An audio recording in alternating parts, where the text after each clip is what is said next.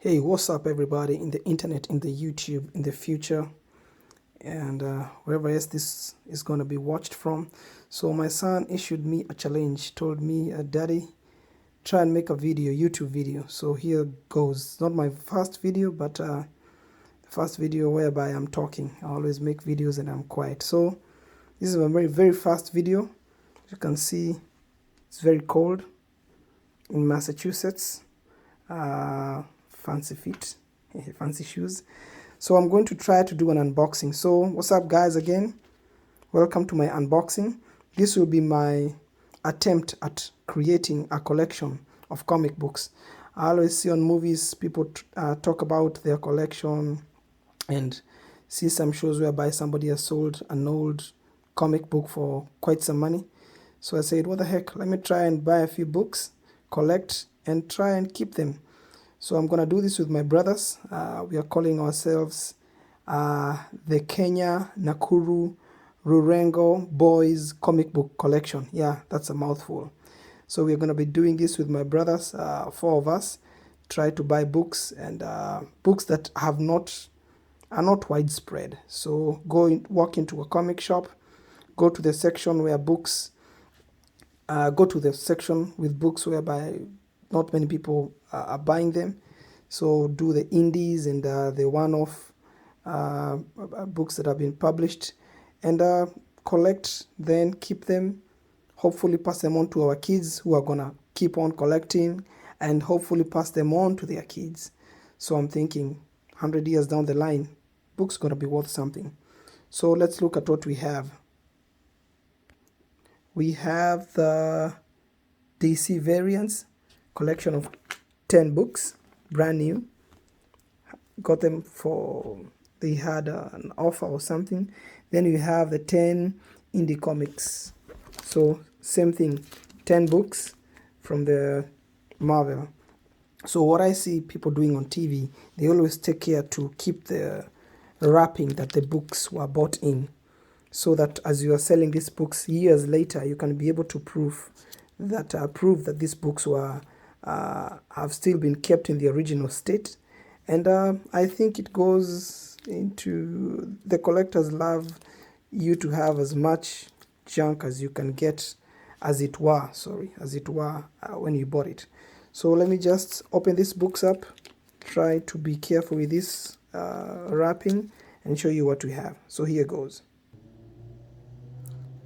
So for those of you like me who have always thought that comic books were for kids, you'll realize that these are not kid friendly at all. Some of this content is grown-up stuff. You can imagine giving a 6-year-old to read such a book. You're gonna have nightmares. So these are for the adults. And some of these characters you'll realize, you'll be able to recognize. You have seen them on movies, Doctor Strange.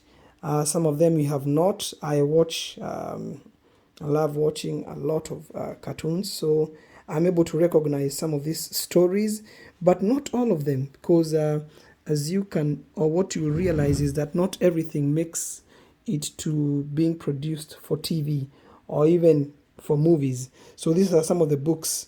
They get different writers and try to see what is going to stick, which story arc people are going to love. And then if it's successful, they keep on doing the story arc, doing more comic books. If it's more successful, now they go into making cartoons about it and maybe, hopefully, a movie in future. So this follows one of those. Each of this book is separate. This is I love this. This is the first issue of this story. So probably they may or may not continue this storyline. I also have another one. I think this one, never seen it before. It might be. This is issue 4. It seems. I think I know this one. This is the one they have the Iron Man Dracula. Yeah, that's it. So issue 4. So this is our first Marvel. Marvel is a bit soft when it comes to their adult content or their writing. They are not as gory and as graphic as DC. So we are going to look at the DC book collection. So there's the first one, collection of 10 books. So let me put it back and show you the DC one. Here we have DC. As I said, DC are more gory and more bold in their writing and the kind of content they put out there. So if you are into more strong stuff, I'm sure you're gonna love DC comic books. But if you're a softie like me, you will prefer Marvel.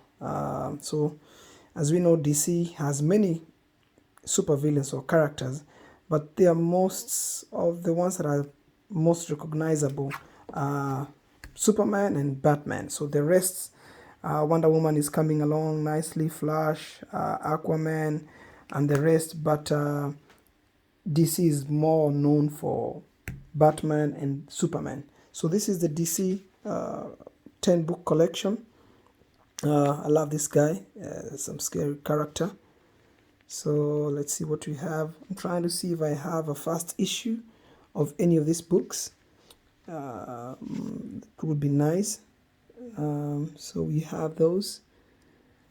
The goal at the end of the day is to be able to come up with a collection for me, my brothers, to pass on to our kids over time, them to collect theirs and see if somebody in our family line will get something good to sell.